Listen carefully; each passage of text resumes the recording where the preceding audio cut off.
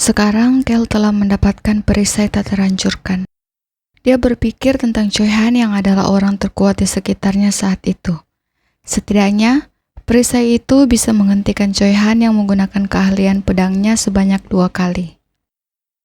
Berbeda dengan namanya, perisai tak terhancurkan sebenarnya bisa hancur, tapi itu tidak akan hilang saat rusak. Kalau menerima serangan di atas kemampuannya, perisai itu akan hancur setelah melindungi jantung. Lalu, setelah beberapa lama, kekuatannya akan kembali sesuai dengan kekuatan jantung.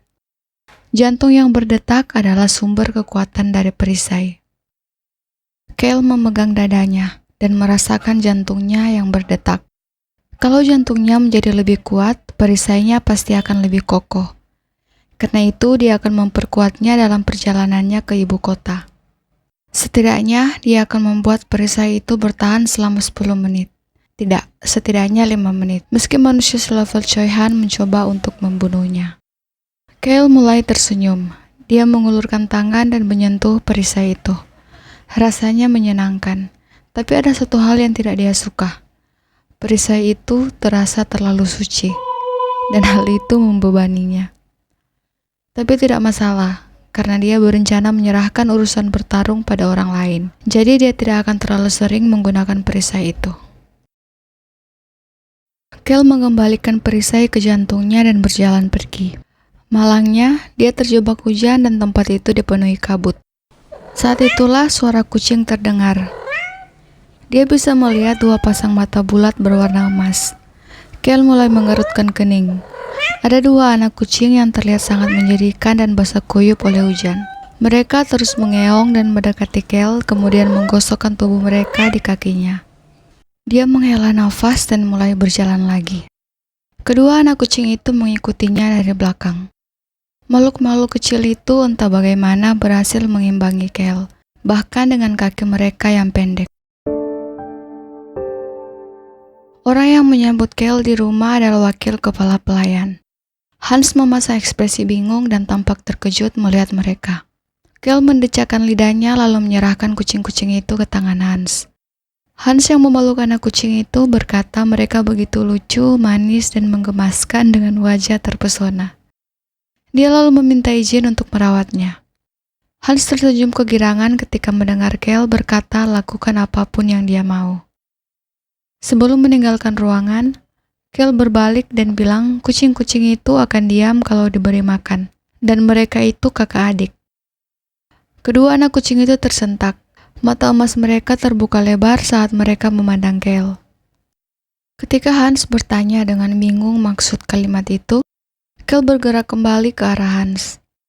Sebelumnya, dia telah mencium bau herbal yang samar dan aroma roti yang menguar. Dan jawabannya muncul kalau mengingat kapan dia bertemu anak-anak itu. Kalian kira aku tidak akan tahu? Kel bertanya dengan senyum di wajahnya sambil melihat anak kucing di pelukan Hans. Dia mengira-ngira, kucing perak pasti kakaknya yang berambut putih, berarti adiknya kucing yang merah. Nanti kita bicara lagi, katanya masih dengan senyum di wajah. Maksudnya saya? Tanya Hans dengan polos. Namun dengan cepat, Kel langsung menjawab bukan. Hans memandang Kel dan kedua kucing itu dengan ekspresi wajah semakin bingung. Sambil melepas jaketnya, Kel kemudian bertanya tentang Ron. Hans menjawab kalau Ron, Choi Han, dan Big Rock sedang pergi untuk membeli perlengkapan perjalanan. Mendengar informasi itu, Kel merasa lega karena mereka bertiga terlihat sangat akur. Dia tersenyum puas. Sepertinya mereka bertiga bersemangat karena akan melayani tuan muda. Itulah kalimat Hans yang membuat ekspresi Kel berubah dengan sangat cepat. Bunyi bel di toko yang sepi menyambut Kel. Bilos ada di sana. Setelah basa-basi singkat, Kel memesan 3 cangkir teh dan naik ke lantai atas. Hujannya semakin deras bukan? Kata Bilos yang melihat Kel menatap keluar jendela. Bilos meletakkan cangkir teh dan duduk di depannya. Kel mengamati Bilos dengan cermat. Choi Han, Big Rocks, dan Ron. Lalu yang terakhir adalah Bilos. Dia adalah tokoh yang tidak terlalu penting di bagian awal pertengahan, tapi dia segera menyuruhkan kesetiaan pada Choi Han dan mengungkapkan ambisinya. Bilos ingin diakui sebagai seorang anak, juga sebagai seorang adik. Pada dasarnya, Bilos adalah orang yang serakah, tipe yang melelahkan. Tapi itu manusiawi, jadi bukan berarti Kel tidak suka. Kel mendengar suara Bilos yang membuyarkan pemikirannya. Bilos berkata kalau dia mendengar Kel akan pergi ke ibu kota. Sepertinya dia juga akan pergi setelah Kel. Melihat Kel menoleh ke arahnya, Bilos mulai tersenyum. Sepertinya tuan muda berbeda dengan julukannya, katanya kemudian. Maksudmu pembuat onar? Tanya Kel sambil menyesap tehnya. Bilos membenarkan. Bukankah tuan muda dulunya adalah seorang pembuat onar? Mendengar perkataan Bilos, Kel menimbang-nimbang. Haruskah dia menghancurkan kursi setelah minum-minum? Dengan tenang, Kel meletakkan cangkir tehnya dan menatap Bilos. Kamu tidak bisa memanggil ayah dengan sebutan ayah atau memanggil kakak dengan sebutan kakak, bukan? Mendengar itu, tatapan Bilos berubah dingin. Dia mulai memperhatikan tuan muda di depannya.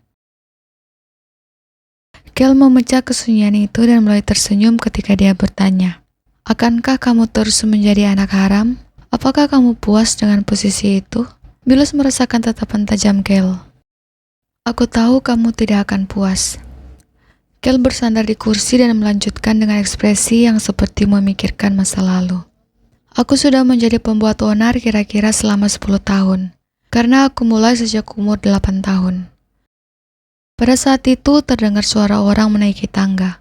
Kel memandang ke arah suara itu. Rambut hitam, itu adalah Choi Han dan di belakangnya ada Ron. Kel mengalihkan pandangannya lagi dan mulai berbicara untuk menyelesaikan pembicaraannya dengan Bilos. Kalau sudah melakukan satu hal selama 10 tahun, sekarang sudah saatnya berhenti. Dia tidak bisa terus-terusan hidup sebagai pembuat onar. Bukankah kamu juga begitu? Bilos membungkuk dan tertawa. Setelah beberapa saat, Bilos mengangkat wajahnya. Kali ini, ekspresi berbeda muncul di wajah itu. Saya juga sudah muak, kata Bilos kemudian. Lihat, ku bilang juga apa, jawab Kel. Dia lalu mengangkat bahu dan memberi isyarat agar Choi Han dan Ron mendekat. Saat itulah Bilos bangkit dari tempat duduknya dan berkata kalau begitu sampai jumpa di ibu kota. Kemudian pergi setelah melihat isyarat Kel yang mengusirnya. Kel mengerutkan kening. Bisa jadi rumit kalau Bilos bertemu dengannya di sana. Bilos adalah tokoh yang harus berhubungan dengan Choi Han. Ron, Choi Han, dan Bilos akhirnya bertemu. Akan tetapi mereka saling mengabaikan satu sama lain. Kel menyambut baik adegan itu, karena Choi Han dan Bilos berpapasan sekilas sekali sesuai dengan buku. Setelah berbicara tentang Big Rocks yang sudah kembali ke dapur, Ron bertanya sambil melihat Bilos, apa Kel dekat dengan pemilik kedai itu?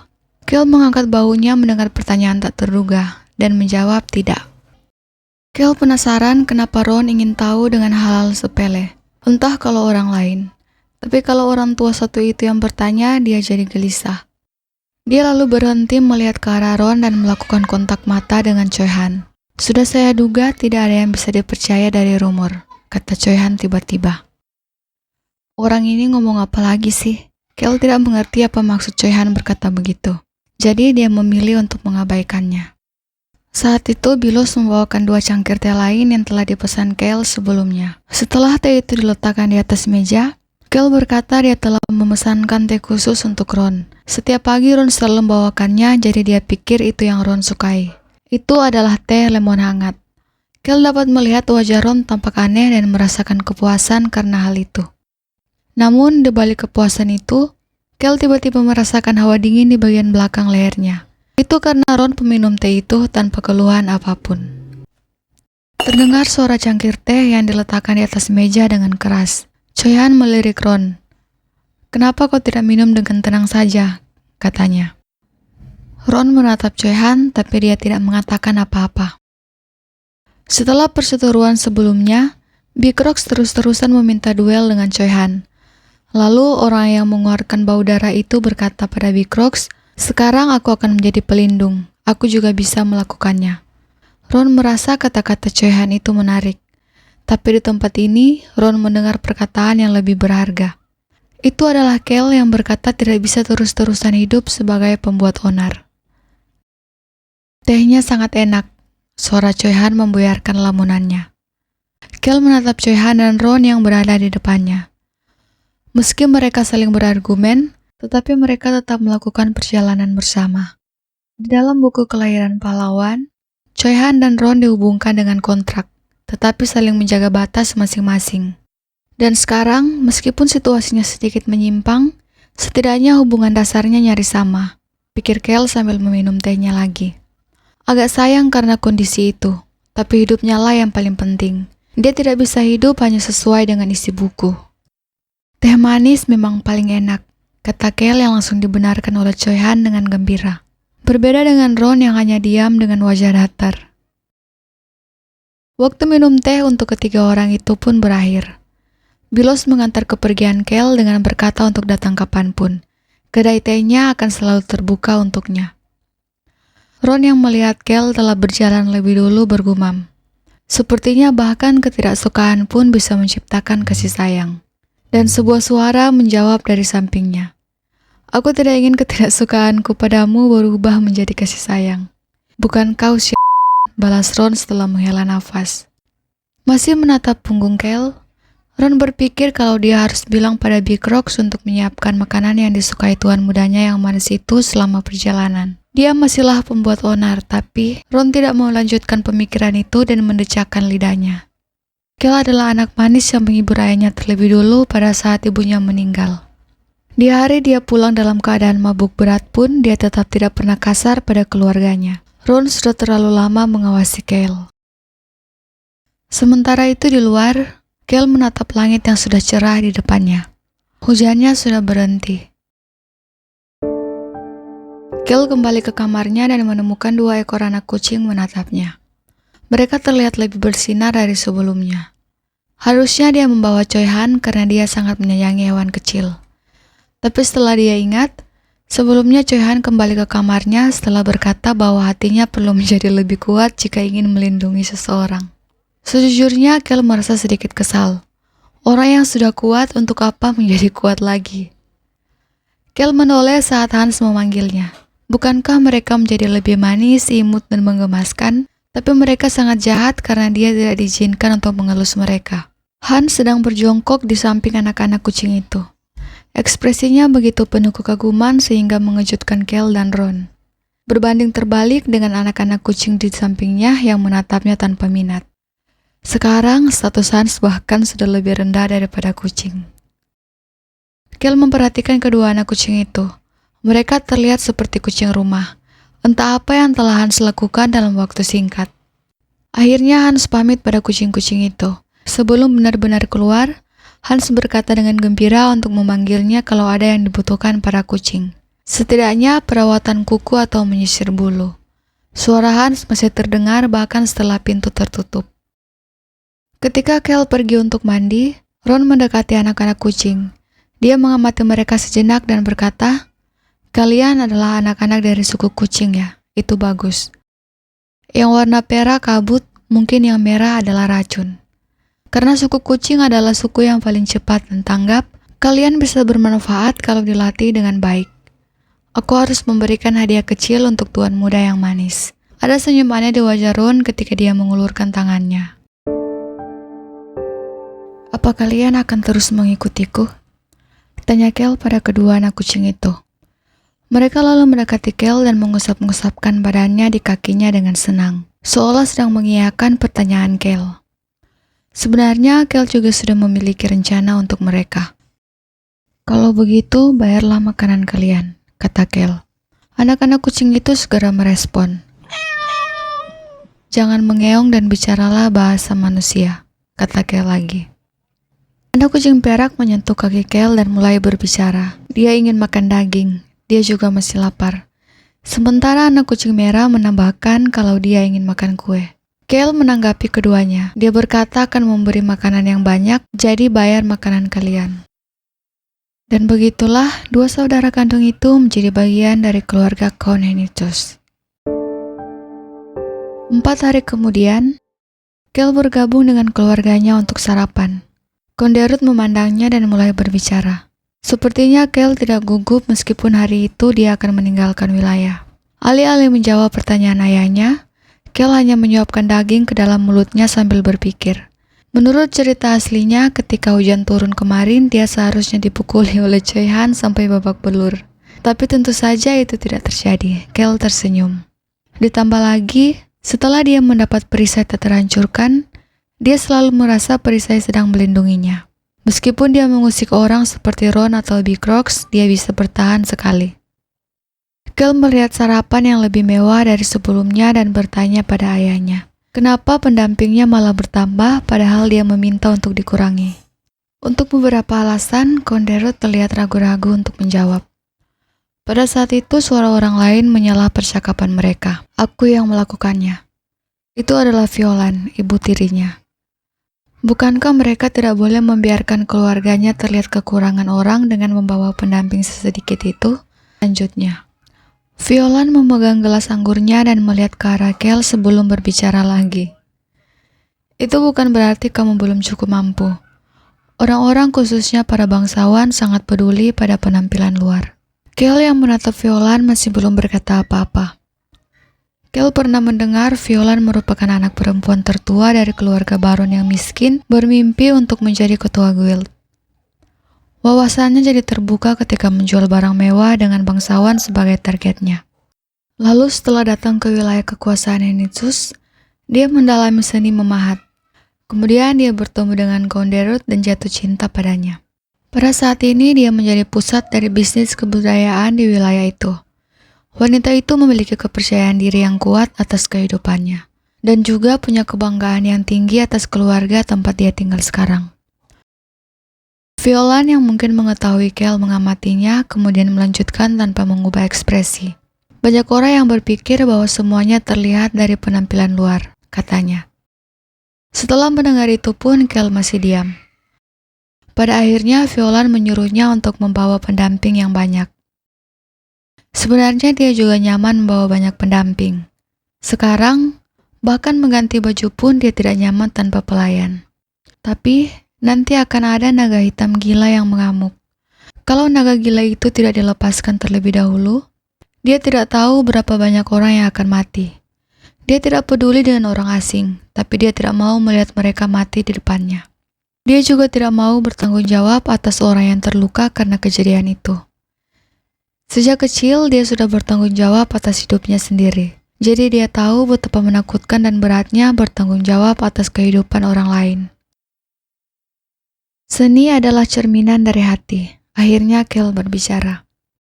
Violan mengangkat wajahnya dan melihat ke arah Kel. Itu adalah pertama kalinya dalam waktu lama mereka berdua melakukan kontak mata satu sama lain.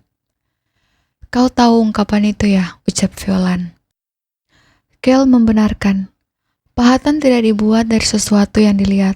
Pahatan terbuat dari apa yang terkandung di dalam hati. Bukankah begitu yang tertulis di papan penanda galeri? Kata Kel sambil mengangkat gelas anggurnya. Penampilan luar bukanlah hal yang penting. Itu adalah tulisan yang diukir sendiri oleh Violan. Akhirnya, Violan mengikuti keinginan Kel. Sebagai gantinya, kereta kuda dan barang lainnya harus berkualitas terbaik. Karena orang-orang Enitsus harus seperti itu. Tolong siapkan dengan harga paling mahal, kata Kel. Aku akan menyiapkan kereta kuda yang terbaik yang tidak akan membuat bokong sakit meski melewati jalan berbatu, jawab Violan. Kel tidak bisa melihatnya karena sedang menatap piringnya, tetapi ada sedikit senyuman di wajah Violan. Kondero yang selama ini hanya menonton bertanya pada Kel, apa dia sudah memeriksa dokumen tentang sifat setiap anak dari keluarga bangsawan. Kel menjawab sudah. Ada manusia yang pemikirannya sempit, manusia yang menyeramkan dan cerdas, orang bodoh, juga orang yang tamak kekuasaan. Sepertinya segala macam orang akan datang kali ini. Mendengar jawaban Kel, Konderut berkata Kel bisa melakukan apapun yang dia mau. Tapi dia mendengar rumor aneh tentang pohon pemakan manusia yang berubah. Tumbuh daun segar dari pohon itu. Kel tersentak. Katanya tumbuh rumput-rumput di tempat yang dulu tidak tumbuh apa-apa. Bukankah itu rumor yang menarik? Lanjut Konderut. Kel tidak punya niat untuk mengungkapkan kekuatan kunonya sekarang. jadi dia hanya pura-pura tidak mengetahuinya. Tidak mungkin Konderut yang merupakan penguasa wilayah tidak tahu dia pergi ke daerah kumuh. Tapi pasti Konderut tidak tahu sampai soal kekuatan kuno. Mungkin Kon telah menduga kalau sesuatu terjadi setelah mengaitkan Kel dengan pohon itu. Pada akhirnya, Kon berkata untuk berhati-hati pada rumor ketika melakukan sesuatu. Tidak ada yang lebih menakutkan dari mulut dan mata orang. Biarpun begitu, mereka aman selama berada dalam wilayah. Saya akan mengingatnya, ucap Kel. Memang dia bisa hidup nyaman di wilayah itu. Dia akan senang jika bisa menikmati sisa hidup dengan santai setelah kembali dari ibu kota. Sarapan mewah yang dibuat untuk Kel yang akan berangkat ke ibu kota akhirnya berakhir. Dia menerima ucapan selamat tinggal dari kawan dan kontes yang tidak bisa melihatnya pergi karena memiliki pekerjaan yang harus dilakukan. Dia kemudian melakukan kontak mata dengan saudara-saudaranya yang berdiri dengan canggung di sana. Adik laki-lakinya Basen membungkuk, dan Lily, adik perempuannya dengan ragu-ragu berkata, hati-hati di jalan. Kau juga baik-baik di sini, balas Kel. Walaupun terkejut, Lily sangat senang dengan ucapan Kel. Kel menuruni tangga menuju kereta kuda. Ketika membuka pintunya, ekspresinya menjadi aneh. Kel melihat kedua anak kucing sedang duduk di atas bantal mahal. Masa tempat duduk mereka lebih bagus daripada tempat dudukku? Tanya Kel. Sambil mengusap-ngusap bantal itu, Hans menjawab. Bukankah kucing-kucing kita ini harus bepergian dengan nyaman? Betapa kecil dan mudahnya mereka. Kel mendejakan lidahnya. Itu pasti karena dia tidak tahu mereka bisa membuat kabut dan mengeluarkan racun, pikirnya. Saat itu Ron memberitahu kalau dia akan duduk di depan bersama kusir. Ketika Kel akan naik ke kereta kuda, Choi-han mendekatinya. Choi-han bertanya apa tidak apa-apa dia tidak berjaga di kereta yang sama dengan Kel. Untuk apa? Tanya Kel membalasnya. Sepertinya tidak perlu sampai seperti itu. Mendengar itu, Choi-han hanya menganggukkan kepala dan berjalan pergi. Kel menatap punggung Choi-han. Dia yakin Choi-han masih memiliki tatapan yang mengandung dendam dan kemarahan. Tapi dia tidak melihat tanda-tanda dia putus asa atau patah semangat. Rasanya seperti awal-awal dia melakukan perjalanan dengan Big Rock, Sersalin, dan Rock. Choi-han yang memiliki pedang dalam hatinya, tapi menunjukkan sosok yang tenang. Tapi itu juga bukan merupakan hal yang buruk. Saat itu Kel melihat seorang kesatria berkata pada Choi-han dengan sombong kalau di situ bukanlah tempat Choi-han. Kel mendejakan lidah. Bahkan di wilayah mereka tidak mungkin tidak ada orang seperti kesatria itu. Tapi dia pasti akan menyesali apa yang dia lakukan setelah melihat kekuatan Choi-han yang sebenarnya. Kesatria itu mendekati Kel dan memberitahu kalau mereka akan segera berangkat. Setelah Kel mengkonfirmasinya, pintu kereta tertutup dengan keras. Dalam perjalanan ke ibu kota, Kel menatap keluar jendela. Dia teringat tentang adik-adiknya yang ingin dibelikan hadiah. Lily yang bercita-cita ingin menjadi kesatria, ingin dibelikan pedang padahal dia baru berumur 7 tahun. Memang keluarganya memiliki tubuh yang proporsional. Jadi dia berkata akan membelikan pedang yang mahal. Ahli pedang sepertinya cocok untuk Lily. Lily senang mendengarnya. Sementara Basen dengan tenang berkata kalau dia ingin dibelikan pena. Mungkin dia harus menyuruh Hans untuk menyiapkan hadiah-hadiah itu. Saat itu, kereta kuda yang ditumpanginya berhenti dengan tiba-tiba. Sekelompok bandit menghalangi jalan mereka. Dengan percaya diri, orang yang sepertinya adalah pemimpin mereka berkata untuk membayar uang lewat jika ingin melewati gunung. Mereka juga harus menyerahkan semua barang yang mereka bawa. Ini seperti kisah perjalanan dalam novel yang pasti muncul perampok, pikir Kel. Kel memandang ke arah anak-anak kucing dan bertanya. Sepertinya orang-orang itu tidak melihat lampang yang ada di kereta kudanya. Kedua anak kucing itu menjawab serempak dengan wajah datar. Sepertinya begitu, dasar bodoh. Ketukan itu datang dari jendela kecil di samping kusir. Ron melihat ke dalam. Dia berkata mereka sepertinya harus berangkat setelah istirahat sebentar, karena kelinci di sana lumayan banyak. Mendengar kata kelinci, Kel bergetar sesaat. Dia mengingat sebelumnya Ron pernah memamerkan keahliannya dalam mengeluarkan isi perut kelinci yang dia tangkap. Ron tersenyum sebelum dia menambahkan. Kelinci ini berbeda dengan kelinci yang akan ditangkap untuk tuan muda. Tentunya kelinci-kelinci itu akan ditangkap oleh orang lain dan bukan oleh saya. Wajah Ron tertawa. Tapi buat Kel, dibanding bandit di luar, Ron lebih menyeramkan. Kel mengeluarkan batuk palsu untuk menyembunyikan perasaannya dan melihat keluar jendela lagi. Sekarang sudah tengah hari. Setelah 1/4 hari, mereka akan sampai di desa tempat naga hitam berada. Dan waktu pun berlalu. Sudah saatnya makan malam. Makan malam yang hangat untuk mengakhiri hari yang panjang dan melelahkan. Masalahnya, menu utamanya adalah sup daging kelinci. Kel mengumpat sambil menatap sup itu. Itu bukan perbuatan Ron. Kel mengalihkan tatapannya ke samping melihat Choi Han yang sedang memakan supnya. Kenapa harus kelinci yang diburu oleh Choi Han? Kel mulai frustrasi. Anak-anak kucing mengantuk kakinya. Mereka meminta untuk memberikan sup itu pada mereka jika Kel tidak mau. Kedua anak kucing itu kemudian dialihkan oleh Hans yang datang dengan senyum lebar berkata dia sudah menyiapkan makanan untuk mereka. Bertentangan dengan fakta bahwa mereka baru saja mengalami pertempuran dengan bandit, saat itu lingkungannya terasa sangat santai dan damai. Namun, suasana di sekitar para kesatria tampak agak aneh. Mereka terus melirik ke arah Choi Han yang sedang makan di sebelah Kel. Sebelumnya, ketika rombongan mereka menghadapi puluhan bandit, orang yang paling aktif sudah pasti adalah Choi Han. Ditambah, Choi Han melakukan itu dengan kecepatan yang luar biasa. Kesatria itu kemudian melaporkan yang terjadi pada Kel dengan agak terbata. Tidak mengira semua akan berakhir begitu cepat. Tiba-tiba Choi Han mendekatinya. Itu adalah pertarungan yang ringan, mudah sekali untuk menyelesaikannya, kata Choi Han dengan tersenyum. Kel bisa melihat wajah kesatria berubah pucat mendengar kata-kata Choi Han.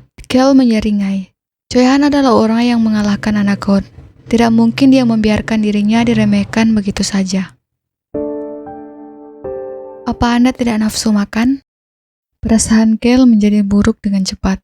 Ron mendekatinya dengan senyum ramah seperti biasa. Orang tua itu sangat menikmati mempermainkannya. Pikir Kel dengan menjawab kalau dia tidak nafsu makan. Dari sampingnya, Choi Han bertanya apa Kel merasa mual. Kel mengembuskan nafas panjang sebelum menjawab tidak. Kalau bukan karena kelinci yang kau tangkap, aku pasti akan makan dengan lahap. Kel ingin menjawab seperti itu, tapi akhirnya memilih diam. Choi Han melihatnya dengan ekspresi serius. Kel yang merasa tertekan dengan tatapan Choi Han bertanya kenapa dia menatapnya seperti itu. Apa Anda baru pertama kali bertarung? Tanya Choi Han. Kel membenarkan, karena dia tidak pernah melihat bandit sebanyak itu. Choi Han mengangguk menanggapi perkataan Kel. Dia sudah menduga Kel baru pertama kalinya menghadapi situasi yang membahayakan nyawa. Hah, Kel menghembuskan nafas. Kalau masalah situasi yang membahayakan, gara-gara Choi Han betapa gelisahnya dia selama ini. Kel memalingkan pandangannya melihat Ron dan Big Rocks. Orang tua yang tersenyum melihat kelinci yang Choi Han buru, dan di sampingnya juga ada orang yang mengasah pisau. Karena di sekitarnya cuma ada orang-orang seperti itu, dia selalu ketakutan setiap saat. Andai Choi Han tahu akan hal itu. Sekarang dia benar-benar tidak nafsu makan. Choi Han melangkah mendekati Kel dan berkata, meskipun awalnya memang akan terasa sulit, tapi tidakkah Kel mau untuk berlatih perlindungan diri? Tidak perlu, balas Kel cepat. Mungkin karena khawatir, Choi Han bertanya, bukankah kita harus punya kekuatan untuk melindungi diri sendiri? Aku sudah punya banyak cara, sambil mengalihkan pandangannya ke kesatria yang berkumpul. Apa di matamu tidak terlihat orang-orang yang akan melindungiku? Ucap Kel. Tidak hanya itu, Kel mengepalkan tangannya di depan dada. Aku percaya akan jantungku. Aku akan terus hidup. Katanya sambil mengetuk dadanya dengan ringan. Setelah Kel mengatakan itu, suasana tiba-tiba berubah menjadi sunyi. Kel lalu tersenyum puas. Ada perisai yang melindungi jantungnya, walaupun tentu saja dia harus menghindari orang seperti monster macam Choi Han. Choi Han memandang Kel dengan mata gemetar. Begitu juga dengan kesatria di sekeliling mereka. Bagaimana tidak, orang yang berkata dengan begitu percaya diri itu adalah orang yang bertubuh lemah yang bahkan tidak memakan makanannya.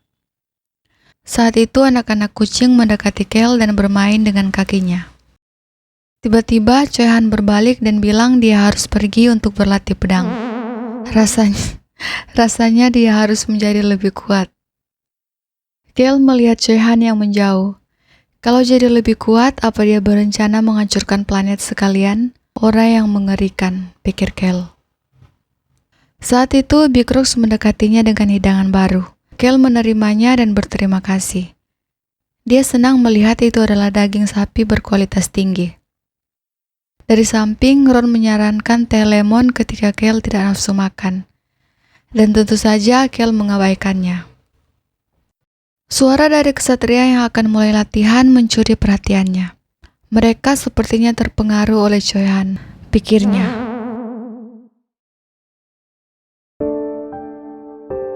Tiga hari lagi, naga hitam akan menyebabkan ledakan mana.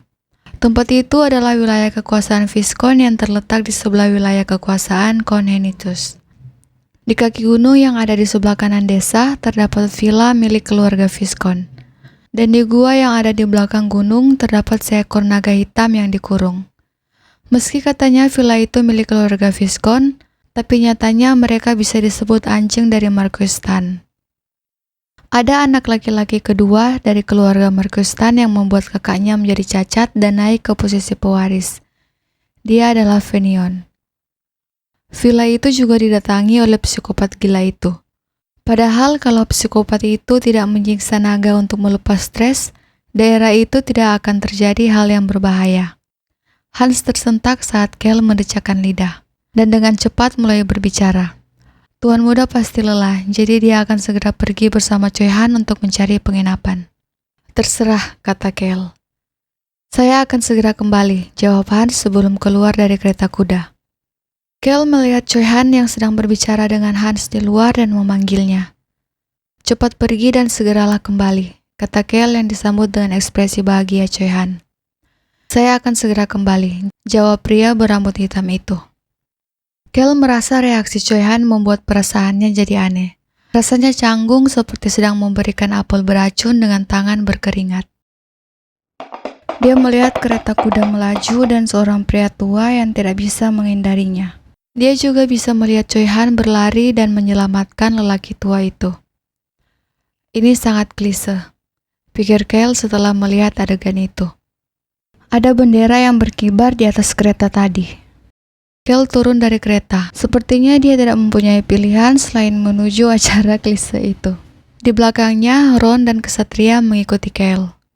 Seorang pria keluar dari kereta itu. Tipikal bangsawan yang otoriter. Orang yang keluar adalah Fenion Stan. Lalu, dia juga adalah antagonis dalam buku Kelahiran Pahlawan. Situasinya sudah sedikit memanas pada saat Gale tiba. Dalam beberapa saat, Choi Han sudah menjadi sangat marah sehingga baunya bergetar. Orang yang bersama dengan Fenion menyalahkan mereka karena menghalangi jalan orang terhormat. Sementara Choi Han tidak terima karena kereta Fenionlah yang melaju dengan ugal-ugalan. Orang yang bersama Fenion menjawab kalau melihat kereta orang terhormat harus sadar diri sendiri dan menghindar. Jadi rakyat jelata itulah yang bodoh karena diam saja. Fenion mendekati bawahannya dan menyuruhnya untuk berhenti.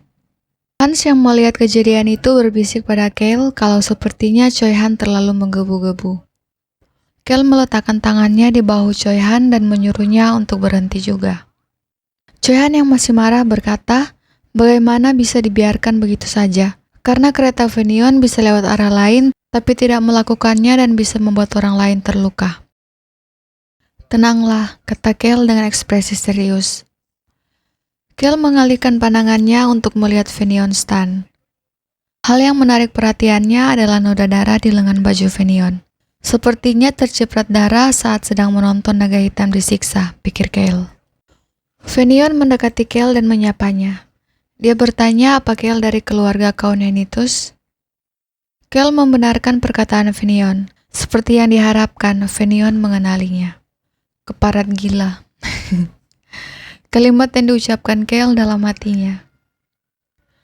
Fenion berbicara lagi. Dia sering mendengar cerita dari orang kalau ada orang berjiwa bebas dan tidak seperti bangsawan di keluarga Count. Jadi, apa Gale adalah orang yang digantikan oleh Tuan Muda Basien sejak tahun lalu? Gale mengiyakan. Pembuat onar itu adalah dirinya. paling terkenal di antara pembuat onar lainnya, kata Kel. Padahal Fenion sudah tahu semuanya, tapi tetap saja dia bertanya. Anda orang yang menarik, Fenion dengan santai menanggapi pernyataan Kel. Dia juga menambahkan sambil menatap lelaki tua yang duduk di tanah. Gara-gara hambatan yang tidak terduga, waktunya jadi tertunda. Tapi tidak buruk karena dia jadi bisa memberi salam dan bisa berkenalan dengan Kel. Dia lalu menatap Choi Han dan kemudian berkata, bawahan tuan muda sepertinya harus dididik agar bisa membedakan siapa yang berhak terus jalan dan siapa yang harus berhenti di wilayah itu. Fenion tertawa seolah itu sesuatu yang lucu. Choi Han yang awalnya sudah tenang kembali merasakan kemarahan ketika mendengar perkataan itu. Pria tua yang terletak di tanah dengan gemetar ketakutan segera bersujud sangat rendah sehingga kepalanya bisa menyentuh tanah sambil memohon maaf pada Fenion. Melihat itu, sudut bibir Fenion mulai naik dengan penuh kepuasan. Di setiap wilayah kekuasaan, sikap penduduk berbeda tergantung pada kepribadian bangsawan yang menguasainya. Keluarga Viscount yang tidak ada bedanya dengan anjing Marquistan mewarisi kepribadian itu. Dan bisa dilihat betapa otoriternya mereka. Setelah mengamati Fenion, Kel mengajukan pertanyaan. Tuan muda Fenion, apa Anda sudah selesai berbicara? Sebenarnya bukan urusannya Fenion diajar oleh Choi Han atau tidak, tapi dia tidak boleh memukul bangsawan saat bekerja untuknya. Saat menerima jawaban dari Fenion yang berkata dia sudah selesai, Kel berjongkok. Pakaiannya yang mahal menyentuh tanah. Dia kemudian melihat punggung kakek itu yang masih bergetar dan menepuknya pelan. Dengan santai, Kel bertanya di mana bar berada. Tempat yang menjual alkohol enak. Karena kalau tidak minum, dia tidak akan merasa segar besok paginya. Sebelum menerima jawaban, Kel kembali menghadap Fenion. Dia lalu mengulurkan tangan yang sama yang dia pakai untuk menepuk punggung lelaki tua itu ke arah Fenion meminta jabat tangan, sambil berkata senang bertemu dengannya. Fenion berdiri dalam diam. Dia memandang tangan Kel dengan jijik. Pada saat itu, pelayan Fenion segera mendekati mereka dan berkata, waktu mereka sudah banyak tertunda. Fenion menatap pelayan itu tanpa tersenyum. Jangan mengganggu pembicaraan antar bangsawan, katanya. Fenion kemudian tersenyum dan menyambut tangan Kel. Aku akan pergi karena sibuk, ucapnya dan langsung melepaskan tangan Kel. Itu jabat tangan yang sangat singkat. Saat Fenion berbalik, Kel mulai berbicara. Dia bertanya apa Fenion mau minum segelas alkohol kalau bertemu di ibu kota. Setelah bertemu, sepertinya Fenion adalah orang yang keren. Sudah kuduga orang yang akan menjadi kepala Marquistan sepertinya memang hanya tuan muda. Mendengar kata kepala keluarga, wajah Fenion berubah dalam sekejap. Sebelum berbalik menghadap Kel, dia merubah wajahnya lagi. Tuan muda Kel sepertinya orang yang menyenangkan yang sangat bebas. Sampai bertemu lagi, katanya dan mengakhiri percakapan mereka. Sambil menatap kereta Fenion yang menjauh, Kel tidak memiliki keinginan untuk bertemu dengannya lagi. Meski harus melihatnya pun, Kel akan melihatnya dari jarak yang sangat jauh. Kel menepuk bahu Choi Han dan berkata, setengah dari bangsawan adalah manusia semacam itu. Bahu Choi Han tersentak mendengar kata-kata Kel. Tetapi Kel sudah berjongkok di depan lelaki tua itu lagi. Melihat lelaki tua masih berada di tanah, Kel bertanya apa dia terluka. Dia mengamati pria tua itu dengan bingung, kemudian memanggil Choi Han, menyuruhnya untuk mengantarkan kakek itu dengan selamat karena Choi Han yang menyelamatkannya. Tetapi lelaki tua itu ingin mengantarkan Kel terlebih dahulu. Kel menolaknya karena dia sudah tidak mood untuk minum. Tempat kami menjual alkohol dan satu-satunya penginapan di desa itu. Mendengar perkataan lelaki tua itu, Kel berpikir. Menurutnya karena itu satu-satunya berarti di sana pasti enak. Kemudian dia menyuruh Hans untuk mengikuti lelaki tua itu. Choi Han mendekati Kel dan bertanya apa dia tidak marah. Kenapa aku harus marah? Balas Kel. Apa karena Fenion terang-terangan merendahkannya? Atau karena memberi saran yang tidak masuk akal tentang Choi Han padanya? Atau karena menyebut kakek itu sebagai hambatan padahal dia hampir membunuhnya? Suara Kel lebih tegas dan melanjutkan. Apa Choi Han berharap dia bilang kenapa kakek itu harus minta maaf? Atau meminta Fenion untuk meminta maaf. Kel bukan orang yang bisa berkata seperti itu. Dia juga tidak mau berkata demikian, dan dia juga tidak marah. Bersikap seperti itu adalah kiat hidup yang dia pahami, ucap Kel. Dia bisa berkata seperti Choi Han, dan tentu ada saat ketika dia ingin berkata seperti itu, tapi bukan sekarang. Berkompromi dengan kekuasaan secara wajar, menerima irasionalitas secukupnya. Lalu, hidup sesukanya di tengah semua itu sampai batas tertentu. Kalau dia diremehkan atau ada sesuatu yang mengusiknya, suatu saat dia pasti akan benar-benar membalasnya. Kel melihat Choi Han dan dengan senyum percaya diri menambahkan, kemungkinan orang itu akan segera diusir dari rumahnya. Choi Han menunjukkan ekspresi terkejut saat melihat Kel. Kel dengan senyum nakal di wajahnya berkata, soalnya aku akan mencuri naga hitam miliknya. Kemudian melihat ke arah gunung yang berada di samping kanan desa. Fakta bahwa dia dipandang rendah oleh Fenion, darah di lengan Fenion, dan pemandangan lelaki tua yang membungkuk pada Fenion, semuanya masih ada di benak Kel. Lelaki tua itu membawa Kel ke ruangan yang paling bagus yang mereka miliki. Itu pertama kali ada bangsawan yang menginap. Meskipun banyak kekurangan, lelaki tua itu berharap Kel bisa istirahat dengan nyaman. Kel menatap lelaki tua itu. Dia tampak lebih nyaman daripada ketika berbicara dengan Fenion Stan. Tetapi dia masih tampak takut pada kenyataan bahwa seorang bangsawan akan tinggal di penginapannya. Tidak apa-apa dia memiliki sedikit kecemasan, tetapi terlalu banyak juga tidak nyaman bagi Kel. Kel menepuk bahunya dan berkata untuk santai saja. Orang-orang tinggal di sana saat menuju wilayah Henitus. Tidak mungkin tempat seperti itu akan ada kekurangan. Lelaki tua itu menatap Kel dan dengan sedikit ragu bertanya, apa di wilayah kekuasaan Henitus banyak orang baik seperti Kel? Kel melipat tangan di dadanya dan tersenyum percaya diri. Kemudian dia berkata, kenapa lelaki tua itu mengatakan hal yang tidak masuk akal?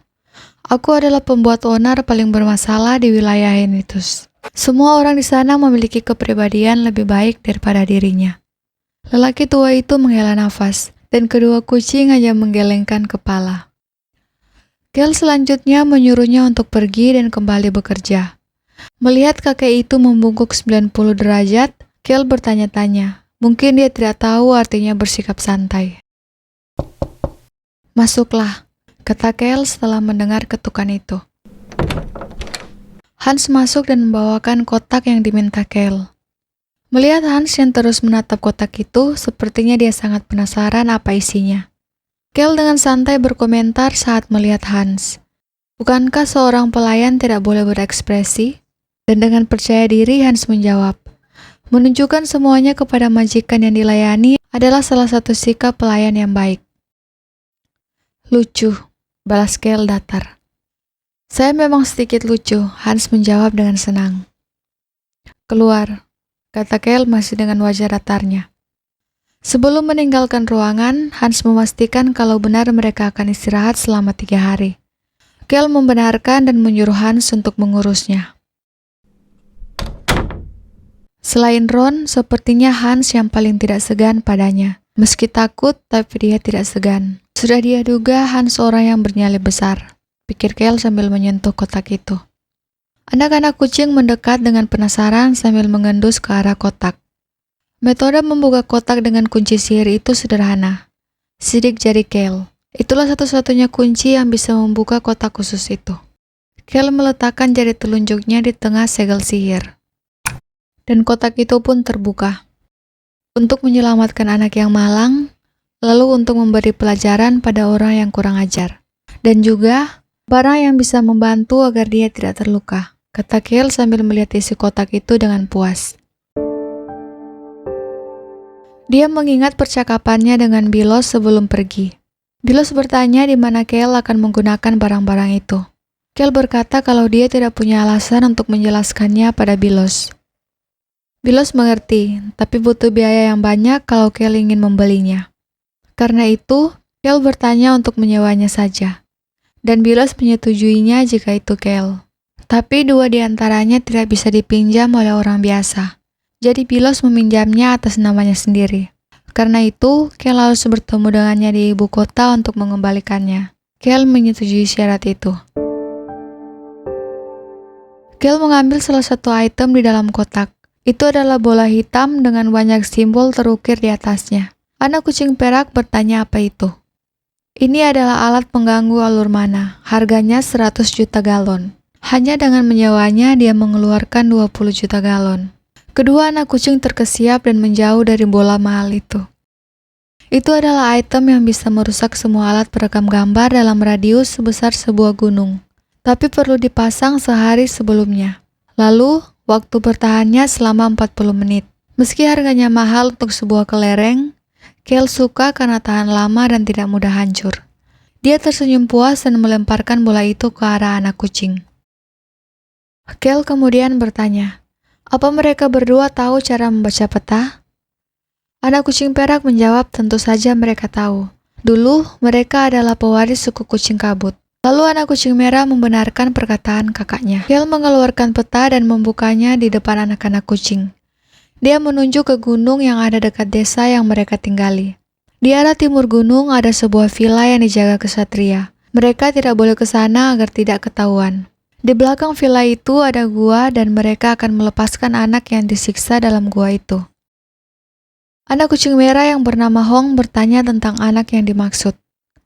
Kel menjawab kalau anak itu lebih muda darinya, umurnya 4 tahun. Kucing perak mengangkat tangan, maksudnya kaki, dan bertanya apa mereka akan menyelamatkan anak itu. Kita hanya akan melepaskannya, kata Kel sambil memasukkan bola itu ke dalam kantong. Dia lalu mengalungkan kantong itu ke leher kucing perak, sembari menyuruh mereka untuk keluar dengan wujud kucing lalu menguburkan alat itu di gunung secara diam-diam. Anak kucing perak bertanya di mana dia harus menguburnya. Sambil menatap gunung yang terlihat dari jendela, Kel menjawab kubur di bagian gunung mana saja. Kakak beradik itu saling memandang dan tertawa. Menurut mereka itu tugas yang mudah karena mereka dulu bahkan menghindari para orang tua dari suku kucing dan berhasil kabur. Kel mengangguk dan berkata kalau ia tahu. Karena kalau mereka tidak mampu, Kel tidak akan minta tolong soal itu. Saat mengantar kedua anak kucing, Kel berjanji akan memberi daging sebanyak yang mereka mau saat mereka pulang, yang ditanggapi dengan senang oleh kakak beradik itu.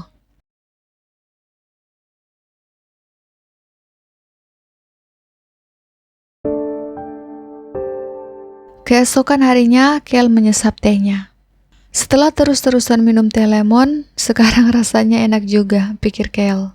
Dia meletakkan cangkirnya dan bertanya pada Choi Han yang berada di depannya. Apa kamu pernah melihat naga? Saya pernah melihat yang mirip, jawab Choi Han.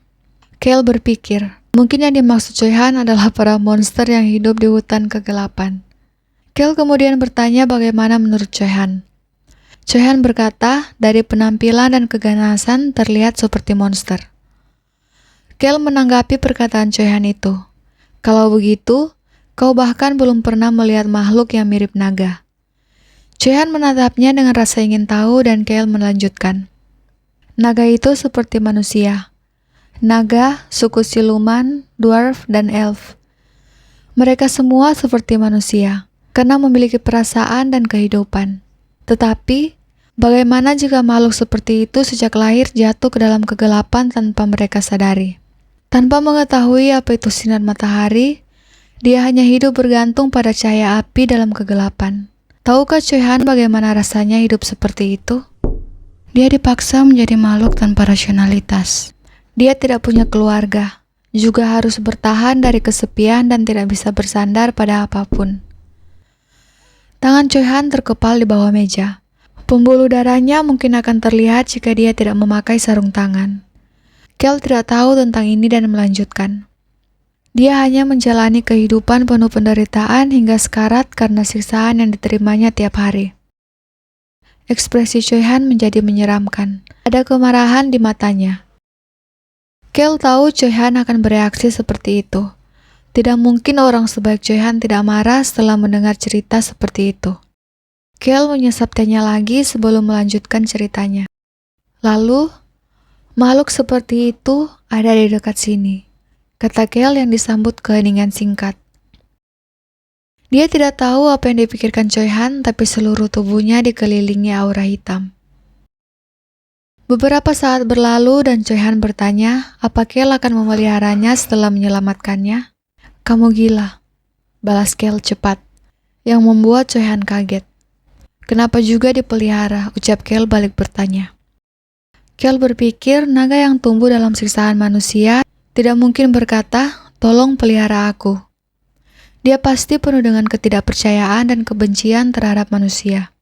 Ditambah dia dengar kalau naga itu berpikir kalau mereka lebih unggul bukan hanya dari manusia, tapi juga dari semua makhluk. Katanya naga sejak lahir punya sifat yang angkuh. Selain itu, kalau memelihara naga, dia punya firasat kuat kalau akan terseret dalam kasus besar. Memelihara salah satu dari makhluk yang bahkan jumlahnya tidak lebih dari 20 ekor di seluruh benua timur dan barat, itu sama saja dia berkata, aku akan menjadi pusat seluruh kejadian di seluruh benua. Choi Han bertanya pada Kel apa yang akan dia lakukan. Bukankah sudah jelas naga harus hidup bebas layaknya seekor naga? Jawab Kel. Choi Han melihat Kel seperti sudah mengerti dan bertanya, berarti sudah cukup untuk menyelamatkan naga itu? Sambil berdiri dari kursinya, Kel menjawab iya. Karena itu dia butuh bantuan Choi Han. Dengan ekspresi yang kelewat bahagia, Choi Han berkata akan melakukan apa saja untuk membantu. Kel menatap Choi Han dan bilang tidak perlu berlebihan. Kalau bisa dia tidak ingin membunuh siapapun dan menyelesaikannya setenang mungkin. Tuan Kel, sudah saya duga Anda. Choi Han mulai berbicara dengan penuh kekaguman, tapi Kel langsung memotongnya. Kemudian menyuruhnya pergi dan menyampaikan pada Ron untuk menyiapkan alkohol di lantai 1. Kel minum alkohol meski itu tengah hari. Choi Han duduk di sana dengan kebingungan di wajahnya sambil melihat sekeliling. Semua orang kecuali dirinya tampak damai. Choi Han melihat Hans di sebelahnya dan bertanya sambil berbisik. Apa tidak apa-apa membiarkan Kel minum sebanyak itu? Hans yang sedang bermain dengan anak-anak kucing kemudian menjawab sambil tertawa santai. Karena di tangan Kel tidak ada apapun dan Kel sudah berjanji tidak akan melempar botol, jadi semuanya sudah aman. Choi Han hanya diam setelah melihat percakapan berubah menjadi aneh. Kemudian dia menjauh dari Hans. Lebih baik meninggalkan Hans sendirian ketika dia berada di sebelah anak-anak kucing. Kel mendekati pemilik penginapan dan berkata alkohol di sana enak, di luar ekspektasinya. Pemilik itu menjawab, itu dibuat dari buah dan herbal yang diambil dari gunung di sekitar desa. Jadi harganya lumayan mahal. Kel bertanya apa jumlahnya ada banyak. Dan setelah mendapat konfirmasi, dia menyuruh untuk memberikannya pada semua orang yang ada di sana. Seorang kesatria mendekati Kel dengan canggung berkata kalau itu tidak perlu. Mendengar Kel masih bersikeras menyuruh mereka minum, kesatria itu tidak berkata apa-apa lagi. Kel memanggil Choi Han untuk membantunya naik dan istirahat. Kesatria tadi yang adalah wakil ketua ingin membantunya tapi Kel menolak dan menyuruhnya bersantai dan istirahat bersama prajurit yang lain. Di sana sepertinya tidak ada hal yang membahayakan. Dia tidak enak pada orang yang bertugas jaga, tapi yang tidak bertugas harus bermain dan istirahat. Katanya kemudian berbalik dan pergi ditemani Choi Han. Di tangga, mereka berdua bertemu dengan Ron. Meski orang tua itu tidak tertarik pada apa yang Kel lakukan, dia tidak akan suka direpotkan, jadi Kel harus menyampaikan dulu pada Ron. Karena itu Kel berkata pada Ron dia akan keluar sebentar dan itu rahasia. Ron menjawab dia mengerti dan akan menunggunya. Jangan tunggu aku, balas Kel. Di depan pintu, Kel memberitahukan dia akan beristirahat. Jadi, kalau bukan situasi mendesak, jangan bangunkan dia. Kalian tahu apa jadinya kalau menggangguku tidur kan? Di masa lalu, seorang pelayan menerima rentetan sumpah serapah ketika harus membangunkan Kel menggantikan Ron. Kel tidak memukulnya, tapi pelayan itu berkeliling memberitahu semua pelayan lain tentang bagaimana perasaannya yang dipukul oleh sumpah serapah itu. Kedua orang itu yang sudah mengerti kemudian pergi. Kel juga menyuruh Choi Han untuk pergi. Sebelum itu dia berbisik pada Choi Han untuk masuk lewat jendela saat matahari terbenam. Choi Han mengangguk mengerti. Malam pun tiba. Apa sekarang waktunya? Tanya anak kucing perak. Kel menganggukkan kepala untuk menanggapi. Saat itu Choi Han masuk melalui jendela dan terkejut ketika melihat pakaian Kel. Kel melemparkan pakaian yang sama untuk Choi Han pakai. Di buku Kelahiran Pahlawan, baju yang dipakai organisasi rahasia dijelaskan secara rinci. Pasti karena organisasi itu terus berhadapan dengan Choi Han yang merupakan tokoh utama. Dengan penjelasan itu sebagai dasarnya, Kel membuat baju organisasi rahasia secara khusus. Meski agak sederhana, tapi kalau dilihat dari jauh lumayan. Toh orang hanya akan mengingat simbol bintangnya saja, pikir Kel yang sudah memakai maskernya. Melihat Kel yang menutup wajahnya, Choi Han bertanya apa mereka akan melakukan sesuatu yang buruk. Kel menjawab iya. Untuk si Fenion ini adalah perbuatan yang sangat buruk. Kel tersenyum di bawah maskernya. Choi Han yang sepertinya mengerti kemudian berkata, "Tolong saya diberi masker juga." Sembari memberikan masker, Kel berpikir, sebaik apapun seseorang, pasti dia juga bisa membenci seseorang dan ingin menipunya. Apalagi anak yang keluar ke dunia dengan umur 17 tahun, setelah hidup sendirian selama puluhan tahun. Suara kucing mengalihkan perhatian mereka. Kel lalu memperkenalkan anak-anak kucing itu dengan santai seolah bukan apa-apa. Mereka adalah anak-anak suku kucing. Mereka suku siluman. Orang ini adalah Choi Han, yang itu On, yang itu Hong. Perkenalan selesai. Semuanya bersiaplah. Kel menatap jam saku di tangannya dengan serius. Jarumnya mendekati waktu yang ditentukan. Ayo pergi. Atas perintah Kel, semua orang mulai bergerak. Setelah beberapa saat berlalu, suara terdengar di hutan itu. Kel melihat sekeliling. Alat pengubah suaranya berfungsi dengan baik. Alat yang disembunyikan juga sepertinya berjalan dengan baik. Kel mengikuti Choi Han menuju ke goa. Suara yang terdengar sedikit, sepertinya tidak semua perlengkapan berkualitas tinggi. Soalnya kalau peralatan sihir berkualitas tinggi rusak, biasanya ada alarm yang berbunyi. Di sana, Choi Han sudah bertarung dengan para kesatria. Dalam waktu singkat, beberapa orang sudah tersungkur di tanah. Melihat bantuan kesatria berdatangan, Kel berkata kabut. Beberapa saat kemudian, kabut segera menyebar di tempat itu. Saat kesatria melihat Kel dan ingin menyerangnya, Choi Han sudah ada di sana. Dalam sekejap, 2 orang terjatuh. Mungkinkah Swordmaster? Seorang kesatria yang melihat kejadian itu terkejut. Sekali pukul langsung selesai ya, Kel meneguk ludahnya.